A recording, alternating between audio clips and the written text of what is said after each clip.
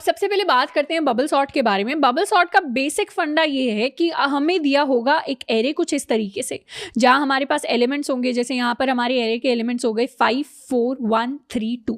अब ये जो एरे है ये एक अनसॉर्टेड एरे है। हमें जो फाइनल रिजल्ट चाहिए, हम क्या चाहते हैं, हम बबल सॉर्ट जो एल्गोरिथम है हमें क्या ला कर दे दे, या तो वो हमें इंक्रीजिंग ऑर्डर में एरे दे दे, जैसे सबसे छोटा एलिमेंट शुरुआत में और सबसे बड़ा एलिमेंट लास्ट में, तो ये हो गया हमारा इंक्रीजिंग ऑर्डर। या फिर हम इससे डिक्रीजिंग ऑर्डर चाहते हैं एलिमेंट्स का, जिसमें सबसे बड़ा एलिमेंट शुरुआत में और सबसे छोटा लास्ट में, इसको हमने कह दिया डिक्रीजिंग ऑर्डर। तो बबल सॉर्ट को इम्प्लीमेंट करने का तरीका जो होता है उसकी अगर बात करें तो बबल सॉर्ट नाम सुन के ना बहुत फनी लग रहा होगा कि क्या बबल्स की बात हो रही है क्या।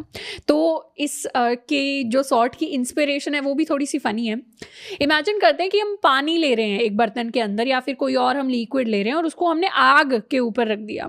अब क्या होगा, इसके अंदर छोटे छोटे बबल्स फॉर्म होने शुरू होंगे पानी के अंदर, और धीरे धीरे वो बबल्स जैसे जैसे जैसे जैसे साइज में बड़े होंगे जितनी गर्मी के साथ, वो क्या करेंगे, ऊपर राइज करना शुरू कर देंगे। तो इस सॉर्टिंग का जो आइडिया है ये भी यहीं से आया है। क्या आइडिया है कि large elements come up to the end of the array by swapping with adjacent elements. यानी हमारे पास गिवन होगा एक एरे, और एरे का जो लार्जेस्ट एलिमेंट होगा वो यहां से हटके हमारा लास्ट में आ जाएगा। फिर इस एरे का जो सेकंड लार्जेस्ट एलिमेंट होगा वो यहां से हटके हमारा सेकंड लास्ट पोजीशन पे आ जाएगा। फिर इसका जो थर्ड लार्जेस्ट एलिमेंट होगा वो यहां से हटके हमारी थर्ड लार्जेस्ट पोजीशन पे आ जाएगा। और इस तरीके से हम इंक्रीजिंग ऑर्डर में अपने एलिमेंट्स को कर देंगे सॉर्ट। तो ये बहुत बेसिक आइडिया है जिसको हम यूज कर रहे होंगे। क्या होने वाला है, सारे जो एलिमेंट्स हैं उनमें से सबसे बड़ा धीरे धीरे धीरे धीरे धीरे धीरे करके पीछे पहुंच जाएगा, उसके बाद second largest second last position पे पहुंचेगा, एंड ये प्रोसेस रिपीट करता रहेगा जब तक हमारे पास एक इंक्रीजिंग एरे नहीं आ जाता। तो इसका एक एग्जाम्पल देखते हैं। मान लेते हैं हमारे पास ये एरे गिवन है जिसमें हमारे पास है 5 4 1 3 2। ये हमारे एलिमेंट्स गिवन है एरे के। हमारे एरे का साइज है n = 5। अब हमारी सॉर्टिंग की जो फर्स्ट टर्म होगी ना, इसको 0th टर्न नाम देते हैं। 0th टर्न, क्योंकि हम भी जीरो बेस्ड इंडेक्सिंग फॉलो करेंगे। 0th हम कह देते हैं पहली बारी में सॉर्टिंग, इसको मैंने 0 बारी में सॉर्टिंग कह दिया है। तो हम क्या करेंगे, इस फर्स्ट एलिमेंट को इसके नेक्स्ट एलिमेंट से कंपेयर करेंगे। तो 4 और 5 में से ऑब्वियसली 5 बड़ा है, तो क्या होगा, 5 पीछे की तरफ पुश हो जाएगा, और यहाँ पे हमें मिलेगा 4 5 1 3 2। फिर मैं क्या करूंगी, फिर मैं 5 को 1 से कंपेयर करूंगी। इस केस में हमारा एरे बन जाएगा 4 1 5 3 2। क्योंकि ये एक्सचेंज हो गए, क्योंकि 1 5 से छोटा है तो वो आगे आ जाएगा। इसको हम कहेंगे स्वैपिंग। स्वैप करने की बात हमने पहले भी की हुई है। स्वैप करना यानी दो एलिमेंट्स जब अपनी पोजीशन को एक्सचेंज कर लेते हैं। अब नेक्स्ट किसका कंपैरिजन होगा, नेक्स्ट कंपैरिजन होगा 5 और 3 का। 5 और 3 के कंपैरिजन में 4 1 3 5 2 इस तरीके का कुछ एरे बन जाएगा। फिर कंपैरिजन होगा हमारे 5 और 2 का। 5 और 2 के कंपैरिजन में ये एरे बन जाएगा 4 1 3 2 5। तो ये हो गई हमारी फर्स्ट टर्न जिसमें हमारा एरे फाइनली कुछ ऐसा निकल कर आया है। अब बात करते हैं अपनी नेक्स्ट टर्न की। नेक्स्ट टर्न के अंदर हमारा जो एरे है वो हमें कुछ ऐसा दिखता है जिसमें हमारे पास 4 1 3 2 5। अब हम शुरू करने वाले हैं अपनी फर्स्ट टर्न। इसको सेकंड बारी को मैंने फर्स्ट टर्न कह दिया है क्योंकि हम जीरो बेस्ड फॉलो कर रहे हैं। तो यहाँ पे हम सबसे पहले कंपेयर करेंगे 4 और 1 को। 4 और 1 को हमने कंपेयर किया तो यहाँ पे हमारे पास आ गया 1 4 3 2 5। फिर हम कंपेयर करेंगे 4 और 3 को, तो यहाँ पे हमारे पास आ गया 1 3 4 2 एंड 5। नेक्स्ट हम कंपेयर करने वाले हैं 4 और 2 को, तो यहाँ पे हमारे पास आ गया 1 3 2 4 एंड 5। अब यहाँ पे सवाल आता है क्या हमें 4 और 5 को कंपेयर करने की जरूरत है? ऑब्वियसली जरूरत नहीं है, क्योंकि हमने क्या किया था शुरुआत में ही, जो हमारा लार्जेस्ट एलिमेंट था, जो हमारा बबल था लार्जेस्ट, वो लास्ट पोजीशन पे आ चुका है। तो हमें पता है कि 4 से अगले वाली यानी लास्ट पोजीशन पे जो एलिमेंट आ गया है वो ऑलरेडी बड़ा है 4 से। तो यहाँ पे हम कंपेरिजन को नहीं कर रहे होंगे और यहाँ पे हम रुक जाएंगे। यहाँ पे हमारा फर्स्ट टर्न के बाद जो फाइनल एरे आया है वो कुछ ऐसा दिखता है। इसके बाद बढ़ जाते हैं अपनी नेक्स्ट टर्न की तरफ। नेक्स्ट टर्न को हम नाम देंगे सेकंड टर्न।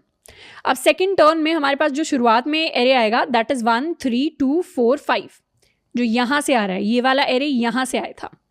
इसमें हम क्या करेंगे, कंपैरिजन शुरू करेंगे। 1 और 3 को कंपेयर करेंगे तो 1 छोटा है 3 से, तो वो उसी पोजीशन पे बना रहेगा। 1 3 2 4 5 सेम एरे रहेगा हमारा। फिर कंपेयर करेंगे 3 और 2 को, तो इसमें ऑब्वियसली 1 पहले आ जाएगा, 2 पहले आ जाएगा, फिर 3 आएगा, फिर 4 आएगा, फिर 5 आएगा। अब बारी आएगी कंपैरिजन की 3 और 4 की। तो यहाँ पे ये कंपैरिजन भी हम नहीं करने वाले, क्योंकि हमें पता है शुरू में 2 बारियां आ चुकी हैं, 0th टर्न और फर्स्ट टर्न, तो हम 2 बड़े एलिमेंट्स को तो पीछे पुश कर ही चुके हैं। तो अब लास्ट के 2 एलिमेंट्स से हमें कंपेयर नहीं करना, क्योंकि उनका तो पता ही है हमें वो बड़े हैं।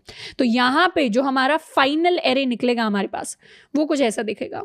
नेक्स्ट टर्न आएगी हमारे पास, नेक्स्ट टर्न होगी हमारी थर्ड टर्न, इसको कह देते हैं।